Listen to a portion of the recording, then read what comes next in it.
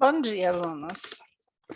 Vamos então para a nossa segunda aula de embriologia. E dessa vez a gente vai falar na etapa seguinte do desenvolvimento embrionário, que nós chamamos de gastrulação. Se vocês estão lembrados, na aula passada a gente falou como que um ovo forma a mórula. E vimos que a formação dessa mórula vai depender do quanto vitelo tem esse ovo e onde está esse vitelo. Aí a gente tem as várias segmentações, né, ou clivagens. 4 tipos, dependendo do tipo de ovo. Só que depois que forma a mórula, esse embriãozinho tem que continuar se desenvolvendo. Então, vem as etapas seguintes. Nessa aula de hoje, a gente vai falar dessa segunda etapa, que é a gastrulação, quer dizer, como que uma mórula vai formar uma gástrula. E nesse slide que a gente tem aqui,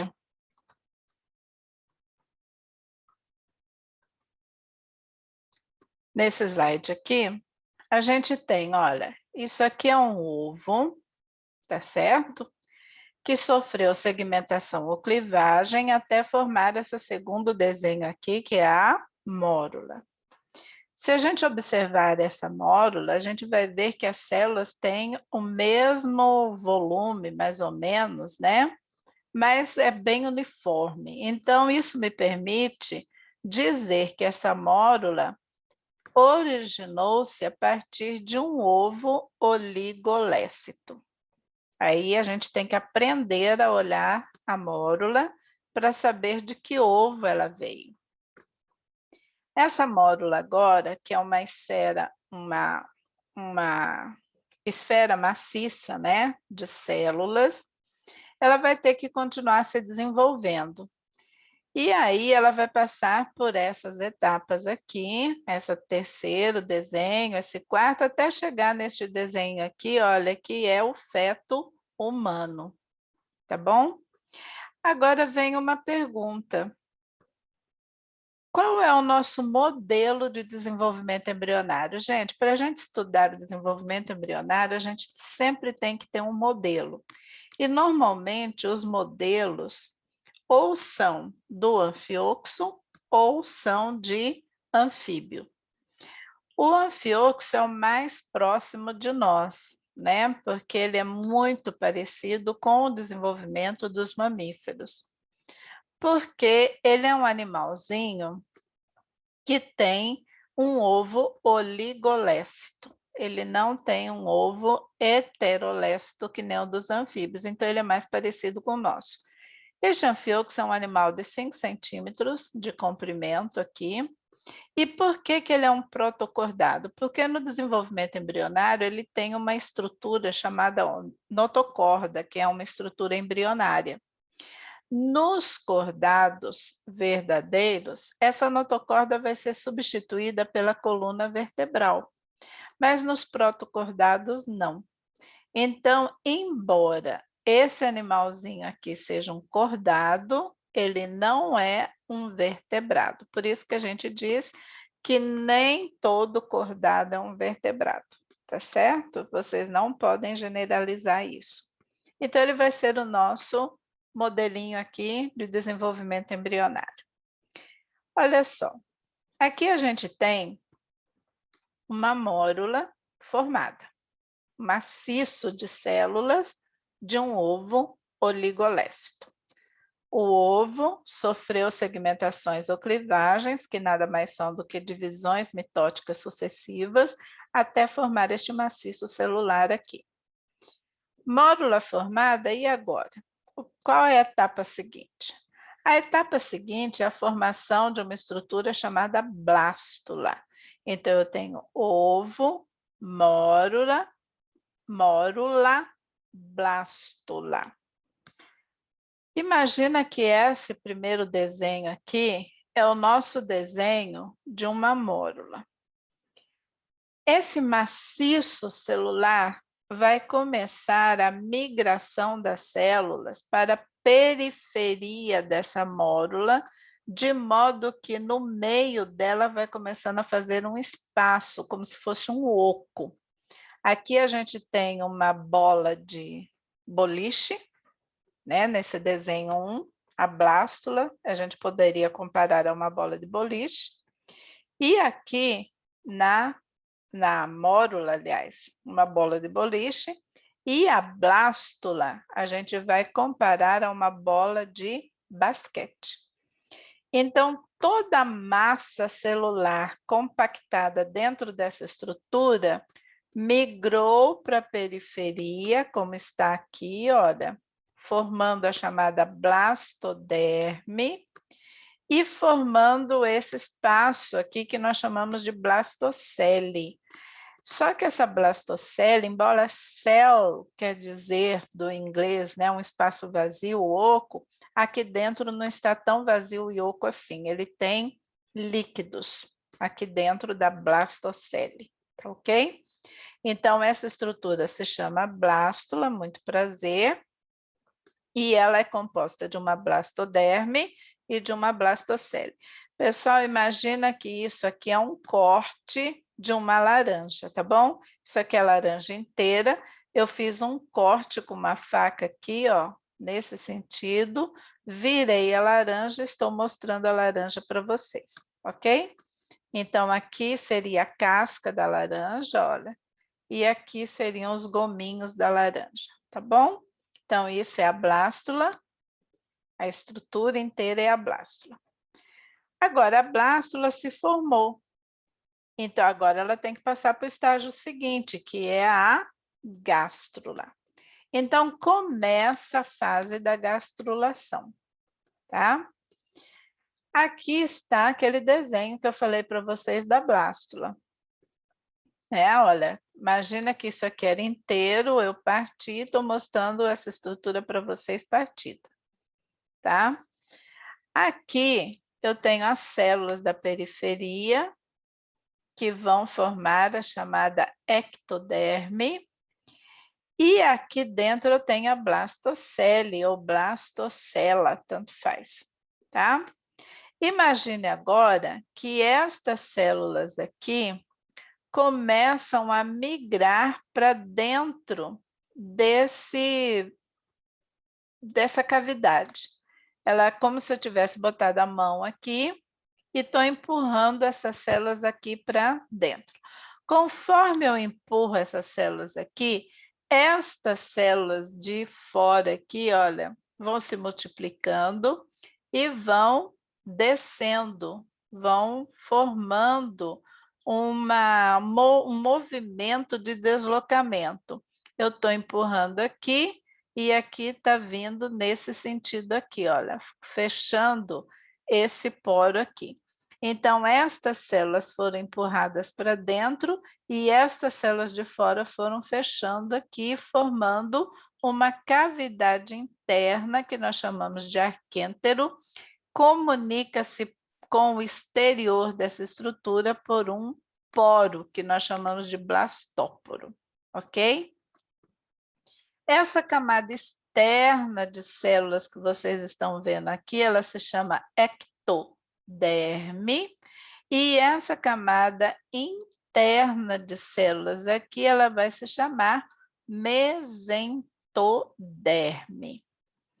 Essa mesentoderme, ela vai dar origem a outras estruturas embrionárias. Na etapa seguinte, ela vai formar dois outros tipos de folhetos celulares embrionários que nós chamamos de mesoderme e endoderme.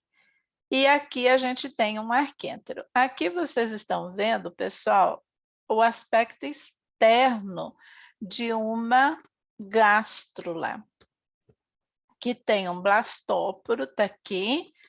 Então, essa bola de basquete virou uma bola de beisebol, né? De futebol, beisebol, futebol americano, ok?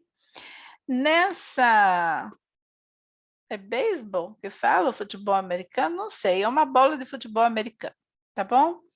Então, aqui eu tenho um blastóporo, aqui eu tenho a parte externa. E aqui eu fiz um corte, nesse sentido aqui, olha, longitudinal, e vocês estão vendo esse corte aqui, tá? Mostrando o blastóporo, a ectoderme e essa camada interna chamada mesentoderme. E isto aqui, então, é uma gástrula. Por que que essa estrutura se chama gástrula? Gástrula vem de gastron, que lembra o estômago, né? O sistema digestório. Por isso que o médico se chama gastrologista. Porque ele vai estudar, ele vai tratar do sistema digestório. Então, essa gástrula tem esse nome porque ela já apresenta aqui um intestino primitivo. E esse intestino primitivo a gente dá o nome de arquêntero. Então, o que que nós vamos guardar? A blástula é a bola de basquete. A gástrula é a bola de futebol americano, ela é mais compridinha. Porque essas células entraram, né, migraram, entrando aqui, olha, nessa arquêntero, nesse blastocela, dando origem a essa estrutura que a gente chama de arquêntero, que é o intestino primitivo, e a esse poro que comunica o arquêntero com o exterior, que nós chamamos de blastóporo. Ao mesmo tempo, essa camada de células externas passou a se chamar ectoderme, que é o primeiro folheto embrionário formado, e essa camada de células internas se chama mesentoderme, que vai dar origem aos outros 2 folhetos embrionários, se este animal tiver mais isso para formar, tá bom? Gente, eu quero chamar a atenção de vocês para isso aqui, olha. O blastóporo é uma cavidade da gástrula. É um erro muito comum que a gente encontra, vocês colocarem blastóporo na blástula, por causa do nome, né? Então, vocês não vão se confundir, não, por favor. Blástula não tem poro nenhum. Quem tem poro é a gástrula, que tem esse blastóporo aqui, que comunica o interior, que é o intestino primitivo, com o exterior do embriãozinho que está se formando. Olha aqui. Aqui vocês têm uma imagem melhor. Isso tudo aqui é a gástrula. Aí eu fiz um corte longitudinal nela e estou mostrando essa gástrula, então, internamente. Olha, eu tenho aqui o blastóporo, aqui eu tenho o arquêntero, aqui essa camada de células amarelas é a mesentoderme e essa camada de células vermelhas é a ectoderme, ok? Ectoderme, mesentoderme são chamados folhetos embrionários, quer dizer, conjuntos de células que na organogênese formarão tecidos e órgãos do embrião. São chamados folhetos embrionários, ok? Neste desenho aqui, vocês têm uma ideia dessa gástrula em 3D. Olha só, ela está compridinha, né? Aqui está o blastóporo, aqui está o arquêntero, aqui está a mesentoderme e aqui está a ectoderme. Essa gástrula ainda não terminou a formação, porque essa mesentoderme ainda vai encostar aqui, tá? Na ectoderme. Então, aqui, olha, ela está se formando, olha, está formando o blastóporo e a camada de célula está entrando para formar a mesentoderme. Destaques da gastrulação, pessoal.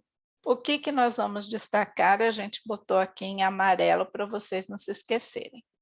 Durante a formação da gástrula, quer dizer, durante a gastrulação, ocorrem algumas coisas muito importantes. A primeira coisa importante, ocorre a formação do blastóporo, que é o poro que comunica o arquêntero com o exterior. Este arquêntero é o intestino primitivo, ok?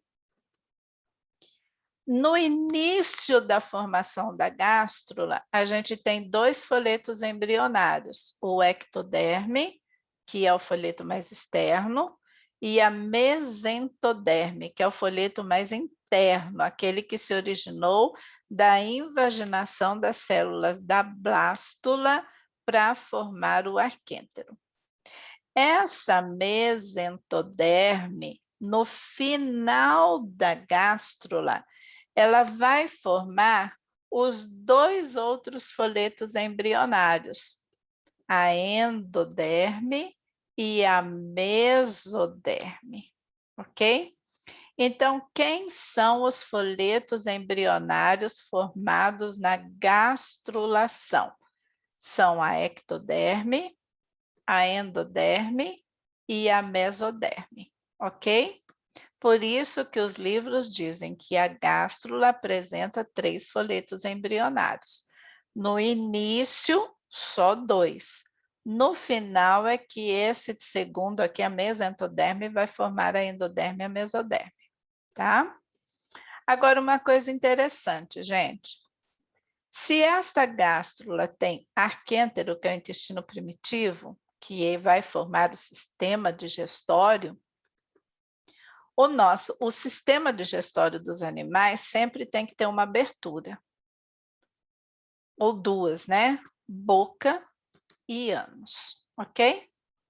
Então, quem é que vai formar ou boca ou ânus desse sistema digestório? O blastóporo. Ele já é o orifício que ou vai ser a boca ou vai ser o ânus do sistema digestório do animal. Daí que a gente pode classificar os animais em 2 grupos. Se o blastóporo der origem à boca do animal, esse grupo de animal é chamado de protostômio. Stômio quer dizer boca, proto, primeiro. Estômio quer dizer boca, deutero é depois, no final, após, ok? Então, se o blastóporo der origem à boca primeiro, e depois ele pode ter um ânus ou não, então esses animais são chamados protostômios. Agora, se o blastóporo der origem ao ânus, então esses animais são chamados deuterostômios. Agora, vocês concordam comigo que todos os deuterostômios formaram um ânus e depois obrigatoriamente tem que ter uma boca, né? Ninguém se alimenta pelo ânus. A gente se alimenta pela boca.